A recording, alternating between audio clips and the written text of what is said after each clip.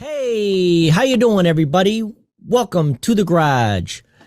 Today we have an extra special show. We're interviewing Mike Felten from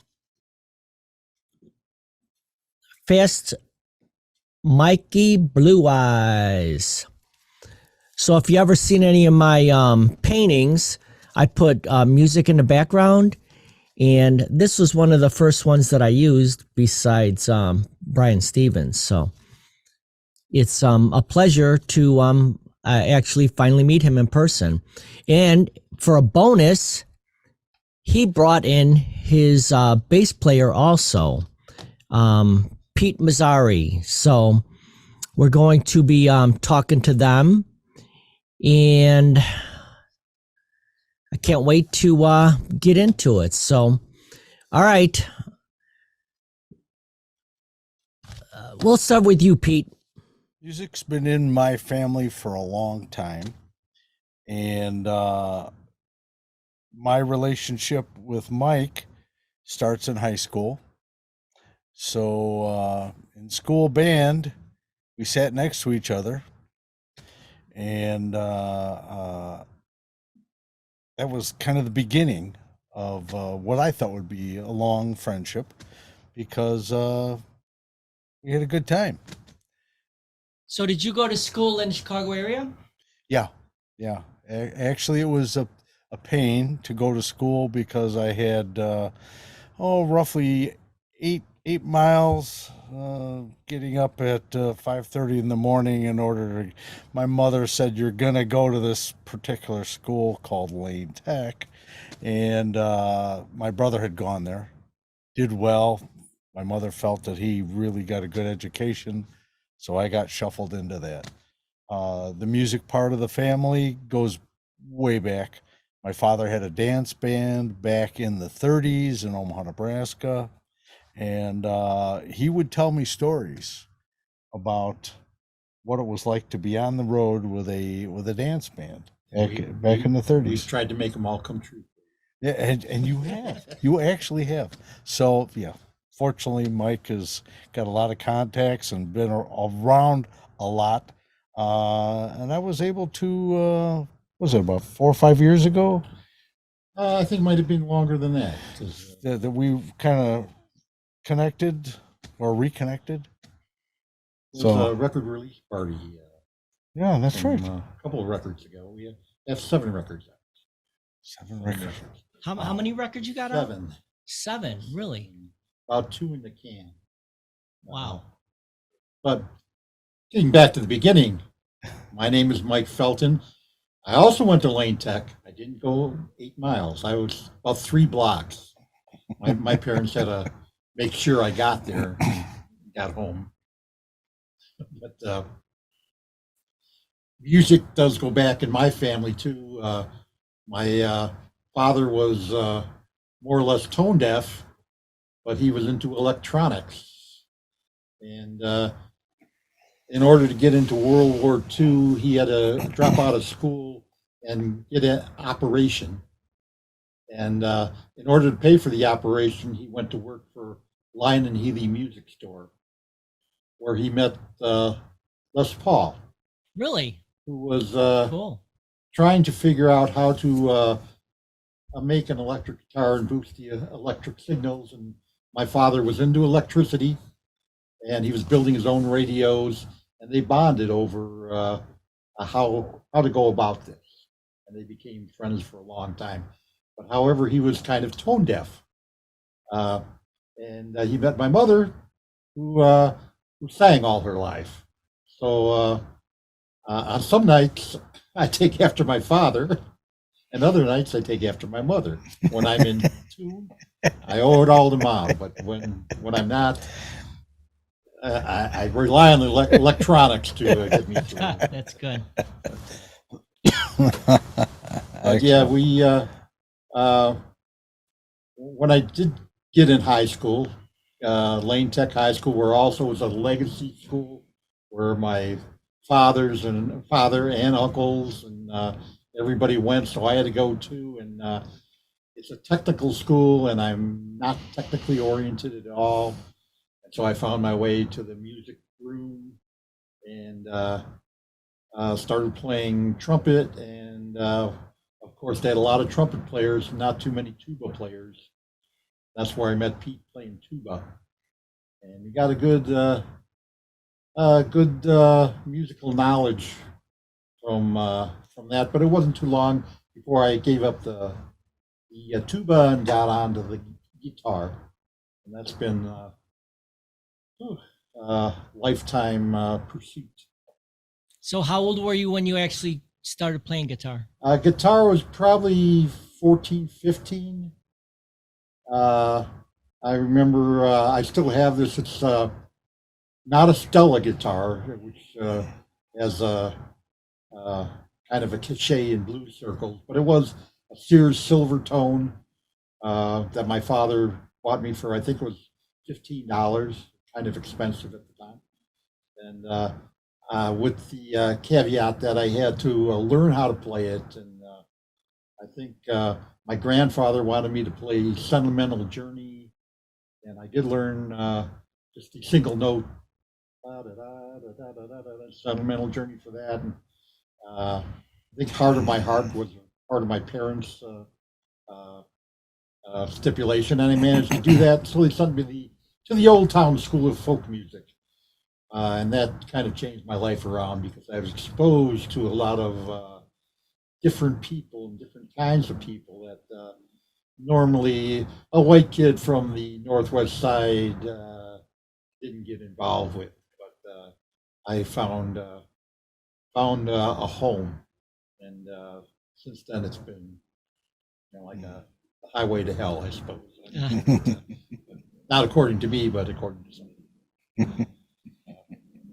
So you when did you get connected up with the what was it, Chicago, the folk music? The Old Town School was Yeah. I think it was 66. Oh wow. It was not where it is now. It's people remember the old school on Armitage, but we went before then. Where it started was I think it was the second floor of a bank building on North Avenue near Sedgwick. And Winstrachey, the founder, was there, and Frank Hamilton, and I learned guitar from a woman named Volucha. A lot of these names are kind of revered among the people of a certain age that spent time in the Old Town School. The inner circle, huh? The inner circle, yes. But I did miss Big Bill Brunsey, which, but they used to have all these names on the wall, and they're little licks. Merle Travis was one, Big Bill Brunsey was another. I don't remember. I'm sure there were others, but remember the first chord I learned was the C chord and how to hammer on the bass, the alternating bass. I could do that for you. So that was a regular music school? Yeah, it was. They gave you a big, thick binder of folk songs, and we all sat in a circle. There was probably maybe 15, 20 of us. Starting from scratch after tuning your guitars and teaching you how to do that. We would try and play these songs every week. I think, I'm trying to think of one of them, but just a real basic American songbook. I know they call it something different now, but not the Rod Stewart American Songbook. Not jazz, but Brother, Can You Spare a Dime? I remember that one, and San Francisco Bay Blues. That was kind of a tough one. I think there's a bar chord in there that was for the advanced players. But yeah, some of those songs we still play, or I still play, and some of them they do wind up in the sets even today. Were you a fan of Woody Guthrie? Yeah, loved Woody Guthrie. Uh, just because people told me, you got to hear Woody Guthrie. And I wound up going down to the Chicago Public Library and making copies, finding books. And you could still find a copier machine. I think it was free even because I didn't have too much money. But I just copy song after song after song and learned how to play from that. And always championed Woody Guthrie. And a little while later, of course, out of the Old Town School, we got Arlo Guthrie coming in. I played with Pete Seeger there. Really? And that I just exposed to everybody who was anybody in folk music. Went across the street when I was a little bit older. Started doing open mics at the Fifth Peg with John Prine and Steve Goodman, and doing some Woody Guthrie songs and some of my own. And on Tuesday nights, I remember, was open mic night, and I could do 3 songs, and John Prine could do 3 songs, and he was a mailman back then. Really? But it was a steady work. Cut my teeth and learned a lot. And, being a hanger on, I guess, and just listening to some of these people. And that was before, Steve Goodman wrote City of New Orleans. I don't think that happened until maybe his 2nd or 3rd album. But Prine, I had a buddy that his older brother was a reviewer named Elroy Hamilton. And he wrote some of the first reviews. This is contentious. On John Prine, just seeing him, and they had a kind of a common experience. Prine, of course, came from Kentucky, and my friend Elroy came from Tennessee, so they had a background. And living in Chicago, they had that background they could share. And he said, "You got to play this guy's songs." And I think I was playing all the John Prine's first album before John Prine recorded it. I know before he got the record contract, we were learning his songs. Really? We were the John Prine impersonators, I guess. Is that right? Before there were Elvis impersonators, I think. Sure. But yeah, and Pete was toiling. Pete Mazzeri, by the way. Yeah. Call him Handsome Pete. Okay. So my like I said, I met Mike in high school, and being from the neighborhood, he knew a lot of people in the school, so he was kind of like my social director. And That's kind. he was yeah, that was maybe a mistake, I don't know. The told me about the school dances. So I lived so far away from school, I would never think to come back for a dance, a sock hop in high school, because that's so far away. By the time I get home and get there, I'll have to get up and go to school. So Bring another pair of socks. bring another pair of socks, yeah. So I did go to a couple, and that was kind of my introduction to popular music at the time, because my father was conservatory trained. I felt that my directions were more toward classical music, and that kind of opened up a new door for me with Mike's more streetwise of what's going on with popular music.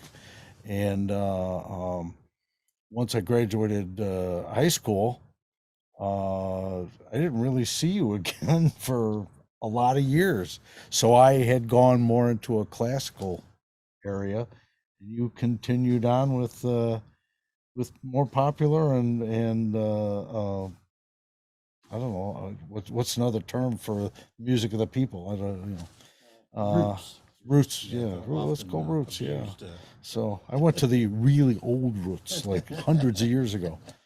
So But coming back to Chicago, because I went out of the city for my schooling, coming back, Mike, I just could never get back in touch with you. I kept thinking about it. I says, I wonder what Mike's doing. What was Mike's doing? You know, and I didn't have your phone number, so I couldn't reach you. I remember where you lived, but not exactly. So I think I was drunk the last time I was left your house, as were many people that left your house.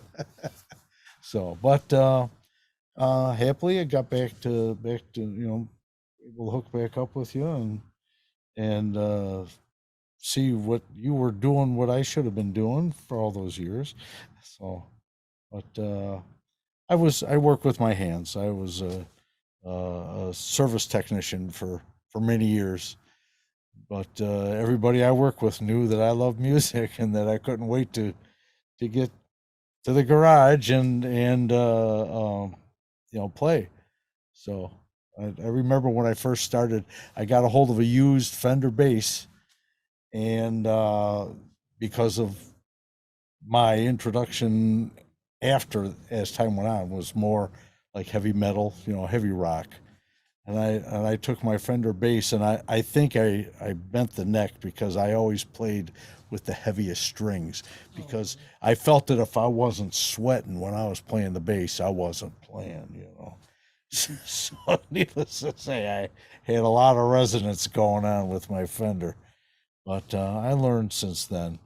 But I had many people that I played with, because before Mike, I had probably gone through 10 formations of different groups, and they would always tell me, "So where do you come up with these bass lines?" And I said, "Well, I'm just using classical bass lines that I played on the tuba."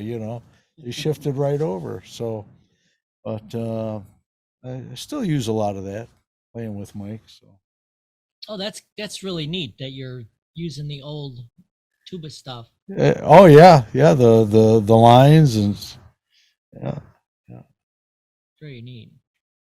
Well, after we lost contact for a while, I spent a lot of time while playing music for a while, and trying to support myself through college. I kind of gravitated away from playing music to serving liquor in places that serve music, and I was a bartender for about 10 years. Uh, got married in 1976 and moved to the backwoods of the Upper Peninsula of Michigan. Like a lot of people, went back to the earth, and we had a little farm on 20 acres and cut our own wood and drilled our well. We had a well, but for a while there, we had to get a bucket to bring the water up from the well until I figured out how to. Not being mechanically oriented, it took me a while. We were 30 miles away from the nearest Ace Hardware, so I would always buy the wrong part, and that would have to wait for at least the next day, if not the next week. No Amazon back then. Huh? No, there was no YouTube. I think that would have came in a big help. But trial and error, and stick your arm down the hole and try and find where the well will hook up and how to hook it up. Well, things are crawling around down there. But as I'm sitting up there in the middle of nowhere in 1976, and I did 10 bar, but I was really getting tired of tending bar, and a fellow actually came into a bar I had part ownership of, and he was a rack jobber who sold records to all the grocery stores. He used to remember all the K-Tel 19 greatest hits. And oh yeah, a little rack of LPs by the door. That's what I would fill up for him. So I had a little route up there, and eventually that worked into having a store in Iron Mountain, Michigan, and then having another store in Escanaba, Michigan. And I saw this recently. We went on a trip just recently back up to the Upper Peninsula. Trip down memory lane for Mike. For me, it was kind of comedic disaster. I finally got on the road. After all these years, I got on the road with a professional musician, and really found out that there are many, many back roads in the Upper Peninsula. And they all sold records at one point. And I saw your old store. Yeah, Yeah. I saw the old place, and it's for sale. Yeah. Or Yeah, was. the building is kind of in disrepair. I think you could have it for a 2-story building. You could have for about $9,000. Isn't it? If you get there in time. I thought it looked more like half a building. Yeah. Like if you just took a full building and cut it in half the long way.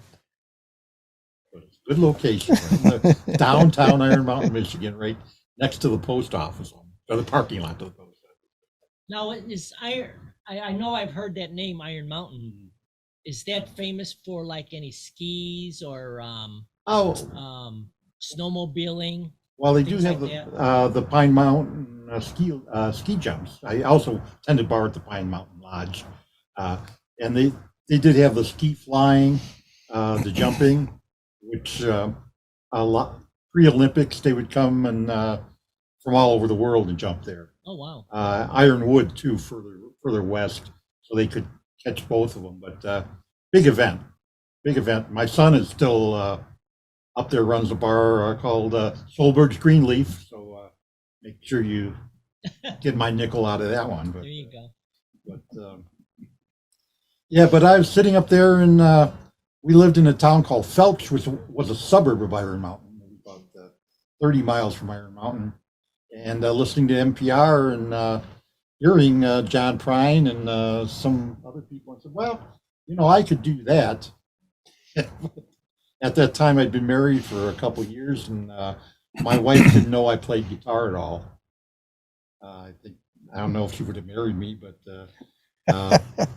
then I got the guitar out, and pretty soon I was up there playing folk music gigs, and there's a Hiawatha festival up there. And I've got up there. I played with Utah Phillips and Howard Armstrong from Martin Bogan and Armstrong. A lot of people came through and played that festival. Claudia Schmidt, really heavy duty folkies. And that happened about once a year, and you couldn't really make too much money doing that. So I got a band, and pretty soon I'm playing Hank Williams 7 nights a week during the country thing. There's like the Blues Brothers. It's we played country and Western music, but as the night went on, we could play rock. People got a little drank a few pops, and they wanted to boogie a little bit. So then we could play blues. They were professional. They brought their own chicken wire. Absolutely. So what year was this about approximately? Well, this was the late 70s, early 80s. Okay. We played a lot of the reservations up there before they had casinos, and they were chicken wire.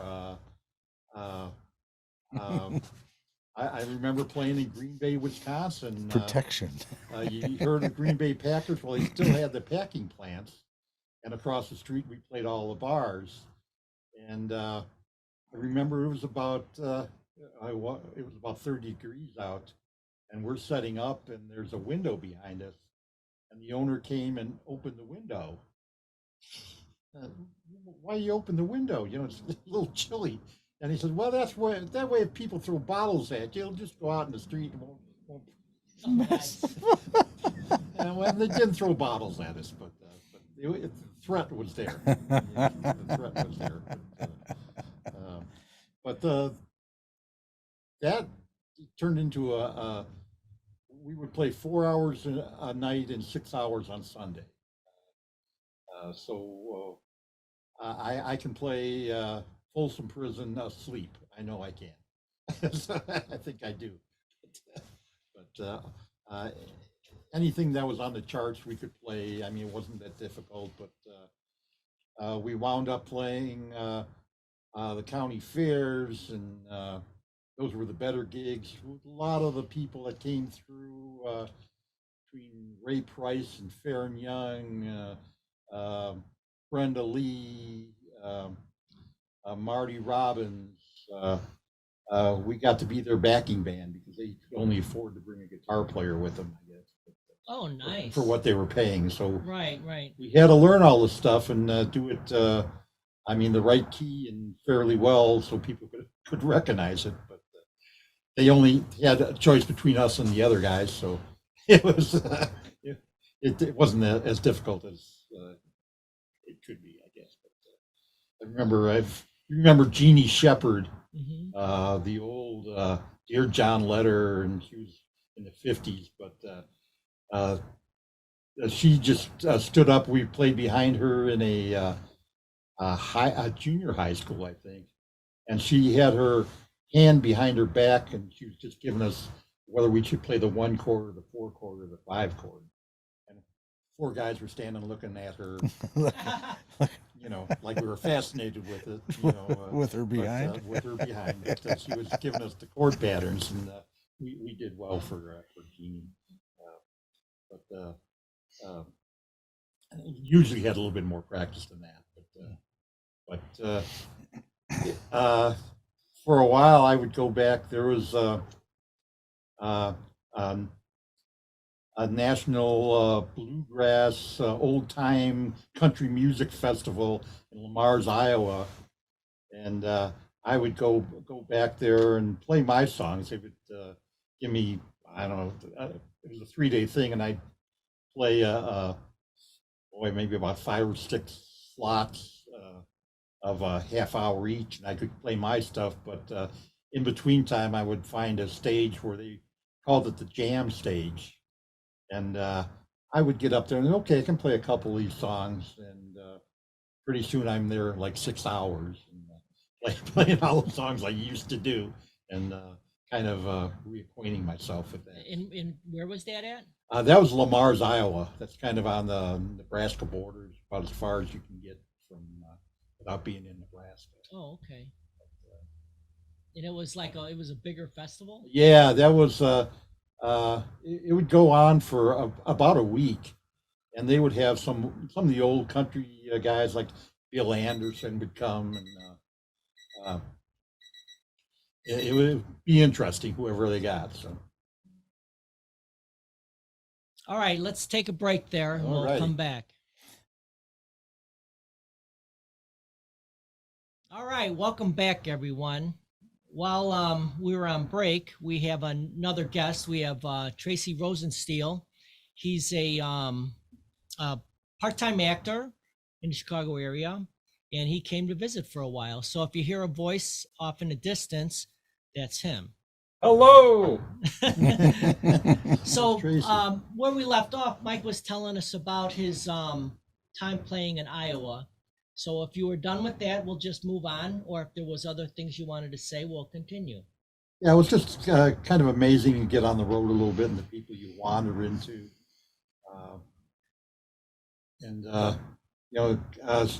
There are cities that are hard to establish yourself, and Chicago is one of them. There's a lot of great players. We talked about when I was learning that C chord and the alternating bass in 1965. Well, I thought I was good enough to go out and play somewhere, and by the 70s, I did do open mics with John Prine and Steve Goodman, but also down the street, Jimi Hendrix was playing, and on the other corner, Les Paul was playing, and this is what you're competing with in a major city, and performing is kind of tough, aside from every band in the area wants to come and play Chicago. I know Detroit was real difficult to crack too. It was just everybody was Motown. Everybody, if somebody had sat in a garage with Bob Seger at one point, they would get a gig before I would get a gig, no matter if I was Les Paul. That's the way Detroit is. So what I had to do when I came back to Chicago after I was an only child, my father died, and we moved back from the Upper Peninsula to Chicago. and it was really tough to make a living with music. I had established record stores in the Upper Peninsula. I had a couple in there up there, and when I moved back to Chicago, and it was tough to establish a record store in Chicago because you had a lot of great record stores in Chicago. You had Jazz Record Mart, and you had Rose, and luckily I after 2 years of being on the northwest side, I moved to Lincoln, Belmont, and Ashland just after the Rose outlet closed there.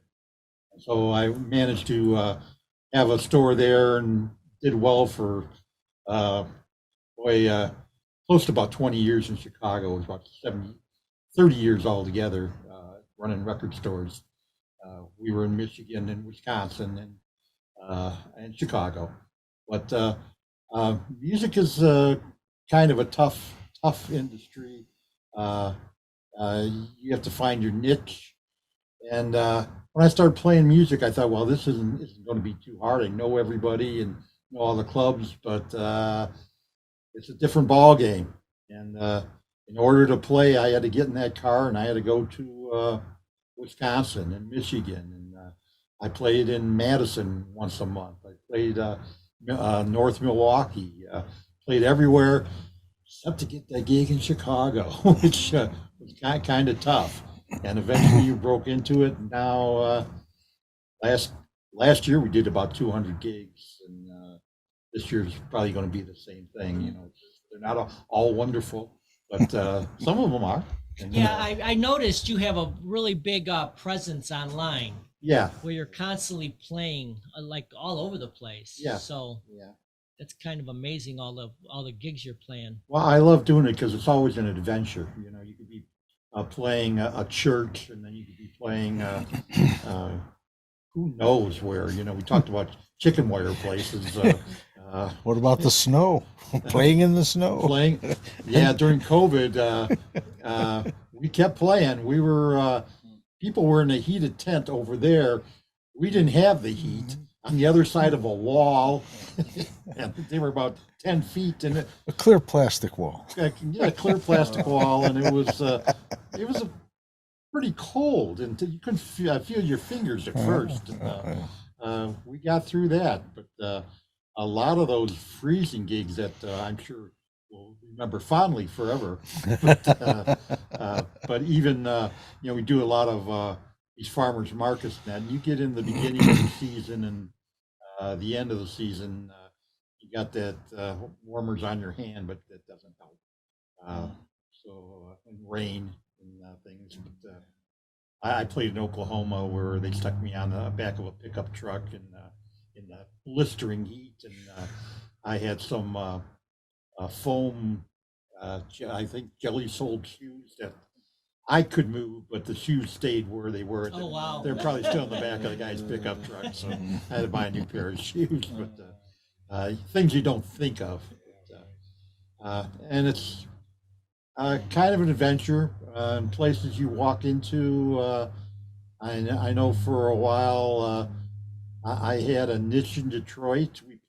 I played the assembly line concerts. There were about 4 or 5 of them. When the industry was down, we played with GM, Ford, and Chrysler.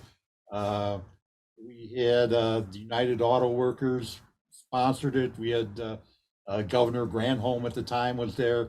We did 4 of these shows just to, they would bring out their new models cars and we would play. Phil had a coffee shop and he ran this assembly line concert. I don't know, we set the Guinness World Record for the longest concert with the first one. Somebody broke it. And we did it again and set the record again. It was going on for like 2 weeks continuously. It wasn't just me playing. Right. It was just like everybody. The fourth one finally, I think it was getting to be wrecking his health trying to keep this coffee shop open for 2.5 weeks, much less getting all these bands in and out of the place. But what an adventure that was. I mean, it's just, and you could be playing with, you know, uh, Motown stars. And the last one we did, we played at Kid Rock had like a food pantry or something in the Eastern Market, and that's where they held it. And I played a couple sets, drove to Detroit, played a couple sets, and I used to end some of my shows with "Hit the Road Jack," and as I'm playing that, the next act was a ecumenical choir from different churches that they put together, and they started singing with me really well. Oh wow, that's cool. And I looked over, and they backed off. I said, "No, you're doing it better than I am." And it turned out one group that was part of this choir was the group that did "Smiling Faces." Oh really? What a great And song. I mean, just sweet soul music. And I never planned on playing that song for an extra 5 minutes, but I wish they would have been there at the beginning, because we could have had a good time. But so it's always an adventure. We're sitting here in a garage in Justice, Illinois. You know, so this could be the end. I don't know. But Another beginning. yeah, another beginning. That's what we always hope for. So some places, I can tell you, there's places you look on my website where I'm playing, and I've recently played for nobody. I mean, and then the next night, it'd be 300 people in a 700 square foot bar, and then the next month you go back to the place where you play with nobody, and I had to walk 4 blocks to get a parking spot. And it wasn't because of me, by the way, but it was just you never know what you're getting into. Even you expect to play for no one, and there they are. So you have to be ready. So when you say no one, No, you're paid to play the gig. sometimes, yeah, So you're paid to play. yeah. You show up, Mhm. you tune up, get ready to Mhm. go, and then you look about and there's nobody there. Yeah, and you got 2 hours. And so you have to perform. Mhm. You do the gig, Yeah, maybe no one comes. right. And it's to put that in perspective a little bit. You all know John Fogerty, Yeah. and for a while, he had the thing with his rights for his songs. Right, yeah. He sued himself, Yeah, I mean, it his was brother. so convoluted. But what he did every day was leave his house and walk into a garage, probably something like this. He had an X on the floor, and he played a show every day. He knew no one was going to be there. I mean, no one was invited. He Right. just sat there, and he kept doing it. And I don't think he missed a beat when he came back. Center Field and all those great albums he did. So Center Field came out post Yeah. agreement, Yeah. settlement. Yeah, That's when he was freed up to Right, perform right. again and record. right. And Bob Dylan, he didn't want to do Proud Mary because that was part of the contention of the rights and whatever. And he didn't want to give this guy a nickel for playing his own song. And Bob Dylan eventually told him, he said, "Do you want your legacy that the Tina Turner's known for doing Right, Proud Mary?" right, right. But yeah, so it's really a struggle sometimes to make money at this. Getting better, it's getting better, but coming out of COVID or playing during COVID, you see so many bars go under and restaurants go under, and we tried to help out as best we could, but we didn't do too badly because we threw a tip bucket out there, and people were really grateful to have anything at all. Mhm. And hopefully we'll never go through that again. But we were talking about, I think this was off camera, we were talking about recording a little bit. And this last album we did, which I know you have a copy because you played it, Fast Mikey Blue Eyes. I had recorded all the parts. We got it all together in the studio, and we were ready to start mixing all the parts. And COVID hit. Mm-hmm. The studio happened to be in a fella's home, in the attic of his home, Victor Sanders, great producer. I've done a couple albums with him. And his wife has some health issues, and she was compromised, and she couldn't have me or anybody else traipsing through her house. So in order to mix this, we would get on the phone, and I would look at his mixing board and try and hear what he was doing. And we spent hours, and I would hate it. Don't do that. And then at the end of the day, he would send me the tracks, and I could play it on my own equipment, and it was pretty good. And we did that through, we had 13 songs, wound up with 12 songs. And it was just, and it came out probably one of the best sounding albums I've done anyway, because that was a learning experience from way back in 2003 when I did my first one. That we didn't even have Pro Tools on that one. So Wow. and I played everything, which was still, that was the only band I ever played with where I knew where they were going because I played all the parts. I knew what the bass player was doing because I played it. But, So I noticed on that album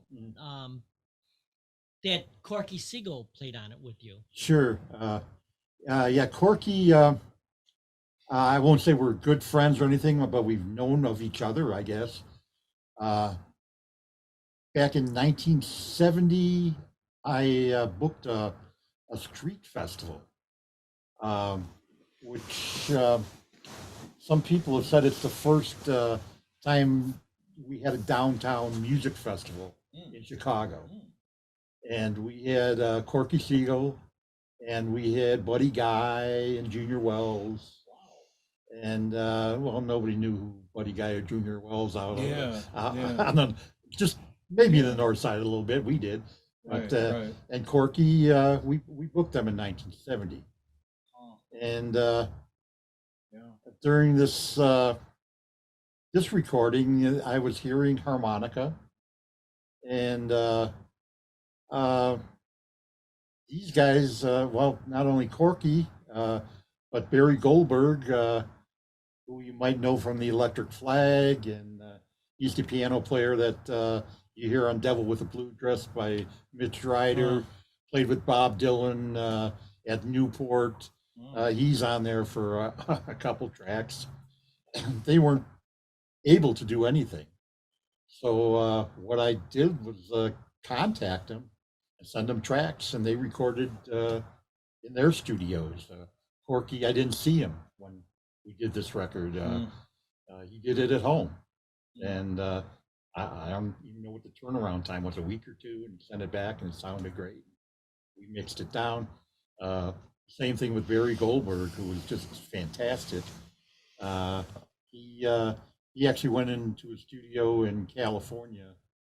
It was with Bonnie Raitt's guitar player, and he did it there. So it's like all these tracks, things came together. Even though there was COVID, if we didn't have COVID, this album, I don't know what would happen to it, but everything kind of fell into place. Even the bad stuff fell into place. So it's sometimes you have to be lucky. You know, Oh, it sounded great. You would never guess that album was made the way you just explained. Yeah, it's just amazing. Harmonica Hines too was plays over at Buddy Guy's. You know, it's Brad Elvis, who's you might remember the Elvis Brothers. Oh yeah.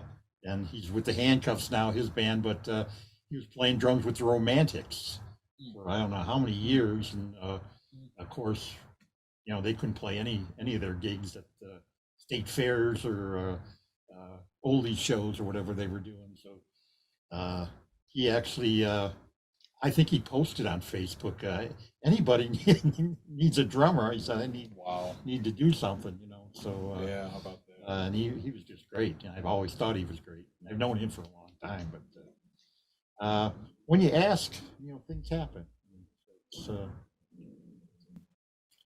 I'm Well, not like, I agree with that. I asked you to come here, and you came here, yeah. and you even brought a bonus. Look at that. Yeah. And we actually play one of our markets. We play Willow Springs. Really? Yeah. So We'll definitely have to check you out there. and that's one of the gigs where we might have 20 or 30 people, and about 10 of them are selling product out there. But, they're going to do it on. Give them a little plug here, but they're going to be doing it on Friday. Is it that festival along the lake, or not the lake, the river? No, it's the French Market. It's not the Rendezvous Festival. No, this is a French Market. They have it, I think, every week. Okay. Oh, it's the right at market. The train station. Is it a daytime sort of thing? Morning. It was on, I think, Saturday or Sunday, I think. Okay. And on Sunday it was. Yeah. And they were having problems getting people. They're going to do it on Fridays. They're going to do Fridays from like 4 or 5 Like to 7, 8 o'clock. like an evening. And you're right at the train station, so they're going to get Okay. people coming home from work. Yeah. Yep. So, I was kind of like doing it because it was close for me. I Plus live you- in Franklin Park, so it's not Yeah. that. Oh, I was wondering where you lived. I Yeah, didn't know if you not lived that far. downtown. But Yeah, Franklin Park is an easy drive. but I grew up in Chicago, and I moved to Franklin Park. And growing up, I mean, that was like the end of the world. Somebody told me to go to Elmhurst. There's nothing in Elmhurst. Which of course, My stepdad had a gas station, a Marathon gas station right on LaGrange Road, right before you got to North Avenue Ah, in okay. Franklin Park. Yeah. Mhm. Okay. Yeah. My family on my mom's side, at one point, were living in Franklin Park. Don't know the details of location or whatever, but had that connection to Franklin Park, through my family.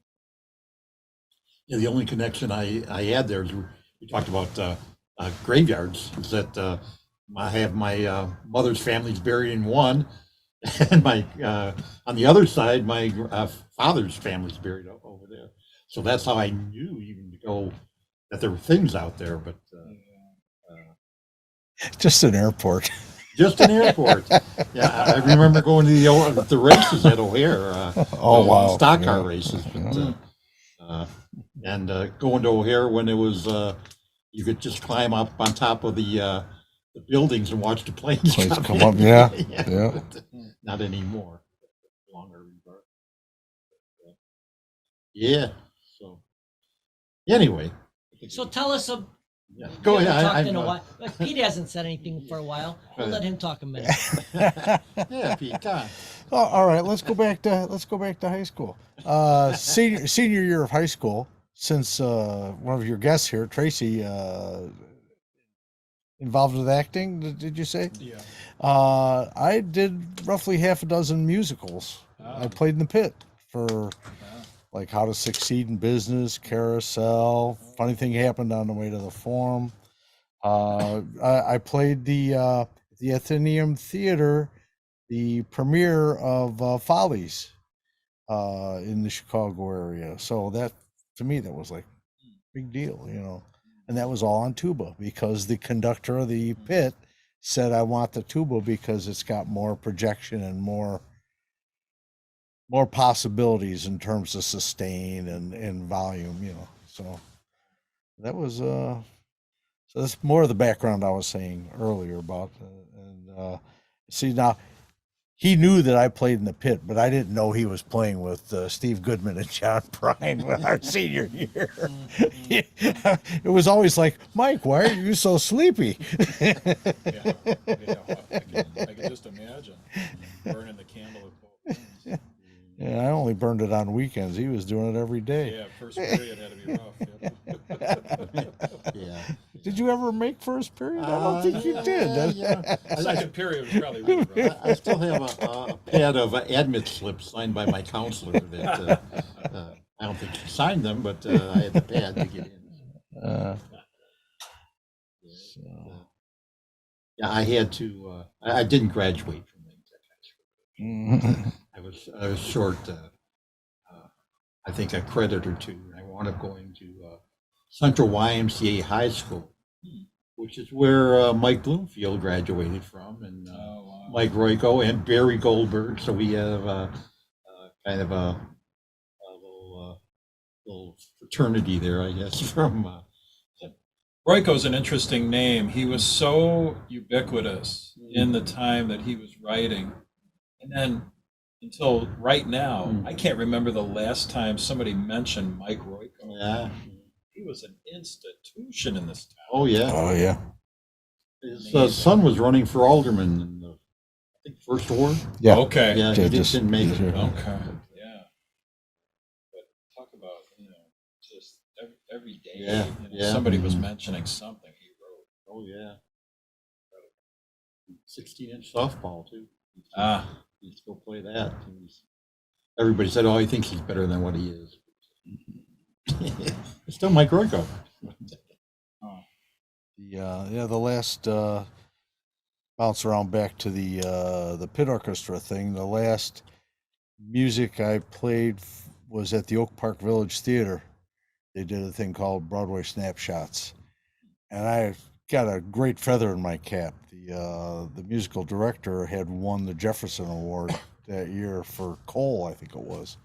So I was like, this is really cool. A friend of mine got me into that one. That was the scariest time I ever played. The what do you call it? The set builders built a perch 12 feet in the air for me and the drummer to sit on to play. Wow. During this production. I was like, do we have to be up there? Well, we don't have any place else for you. And it was pretty rickety. Yeah, my experience with sets, I can only imagine. Oh yeah, the whole thing. trepidation It was of held going up together there with seven nails. Seven. Yeah, I thought there was he went over the six top. or less. Yeah, he went over the For top. you, I'll give you 7. You're lucky 7. Oh gosh, I remember I had to have a microphone from the piano player on the other side of the stage, 75 feet away, so I could hear him, not so he could hear me, so I could hear him. That was a good experience. So what's coming up for you guys? Now, do you guys always play together, or do you play some gigs by yourself and then he'll join you other ones? Or I've played some solo stuff. It's getting to be less. I don't know. I'm just kind of leaning on either playing with the bass player or we have a harmonica player, Pete Beck, that plays with us. We have another guitar player. So and the drums. It's kind of different ambiance with like having 5 different groups. I don't know sometimes what I have to cover, if I have to hit the bass notes on the guitar a little heavier, or play leads, or I don't play drums, but I used to play harmonica a little bit. It's kind of what comes available. Yeah, often we're playing like we were in Park Ridge playing a market there, and one of the fellas, one of the people for the market, he came up and said, "Oh, you guys would be great in Racine or something like that." Sometimes you'll hear back, and sometimes you won't. Nice, So nice. it all depends. so is almost all your gigs word of mouth, or do you have to go out and actually, not literally, but call, and say, "Hey, I'm available. Do you need anybody?" Oh, I'm cold. I do a lot on the internet, just emails, and it's been a little bit easier now because people kind of know who we are. So you kind of have a foot in the door, or somebody we know is playing somewhere that we'd like to play.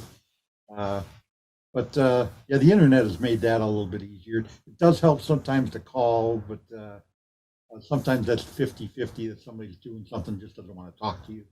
So it's better, I think, to drop them a text or an email and let them act on it if they want to. So with the new technology, you have some videos out there now Yeah. with you playing. Yeah. Do you send them the links? so they can say, you know, so you could say, here's what I do, you know, so you don't have to. It's basically like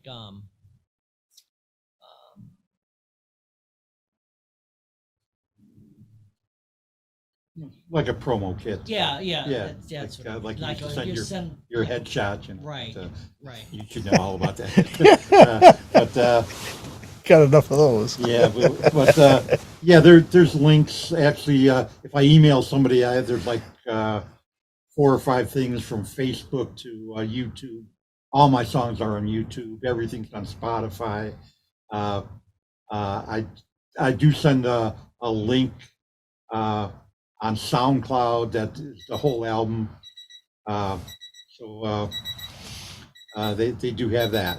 I was going to say, as you were talking about how we get different jobs, that there was that Andersonville, there one by Belmont and Broadway? Is that Andersonville? That's Nettlehorse School. Nettlehorse School. We're playing a market there, and Channel 9 has a news guy named Paul Lesniak, does a lot with the you know, like the elections and that. You know, he's a political guy. While we were playing, some girl comes up. She's doing, you know, one of these things, you know, and looking at us and listening. Next thing you know, we got a place on Randolph that we played a few times. But we ended, what I was getting at is we ended up playing a New Year's Eve thing at the Hotel Zachary across from Wrigley Field. Oh yeah. As a duo. You know, I was like, what? You guys want to play a little bit, or do you want to continue talking? It's up to you guys. Yeah, we're here to play. So. Sure, we can play half a song. Yeah. All right, Yeah. let's Well, take a break and well, I we'll was gonna set say- up for it.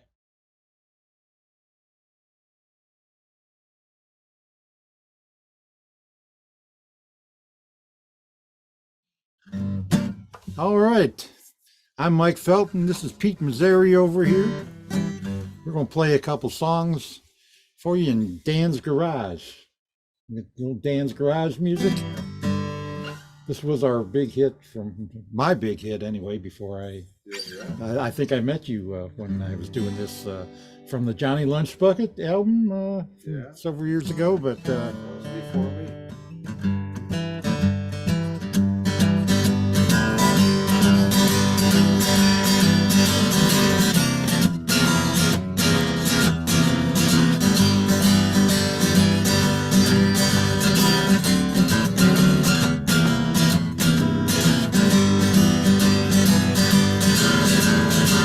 he was a copper from the 19th district. She was a waitress on the midnight shift.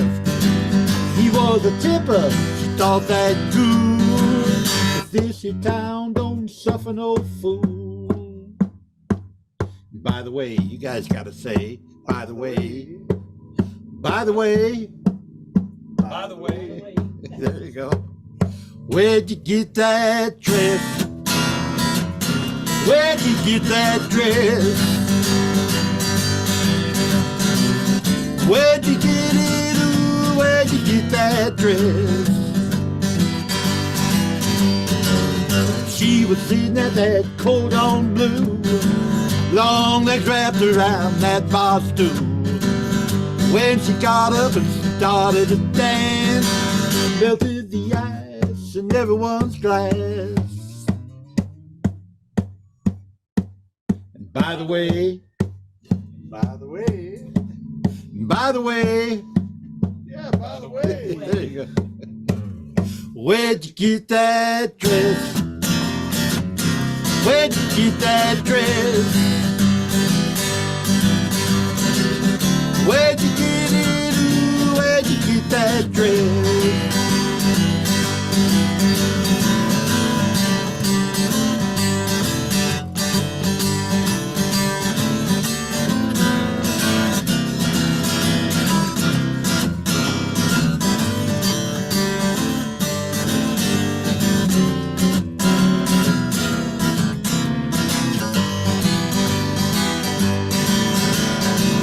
He was a hot shot from some eastern school. He didn't know them Chicago blues. When the notes came, a little out of tune. He didn't know what they were supposed to do. Let's see if we can get it. By the way. By the way. By the way. By the way, that's right. By the way. By the way. There you go. Where'd you get that dress? Where'd you get that dress? Where'd you get it? Ooh, where'd you get that dress? He said some made that waitress cry. Someone got a bottle, took out and I. Late that night she did some misdirection. Got some service and protection. By the way. By the way. By the way. By the way. By the way. Where'd you get that dress? Where'd you get that dress? Where'd you get it? Ooh, where'd you get that dress? You didn't get it at no Marshall Field. That's long gone.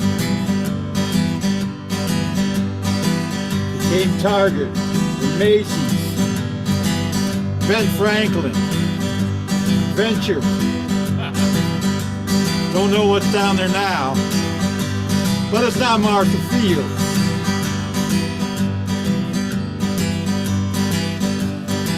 Well, you didn't get it at no Bonwit Teller. That's long gone too.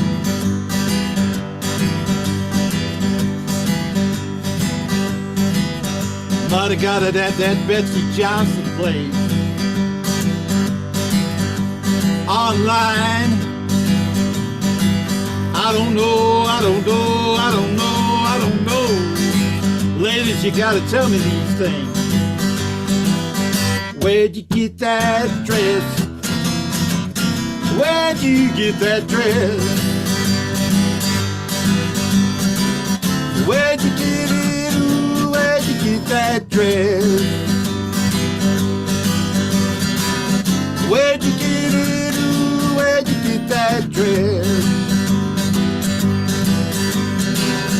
Where'd you get it? Ooh, where'd you get that dress?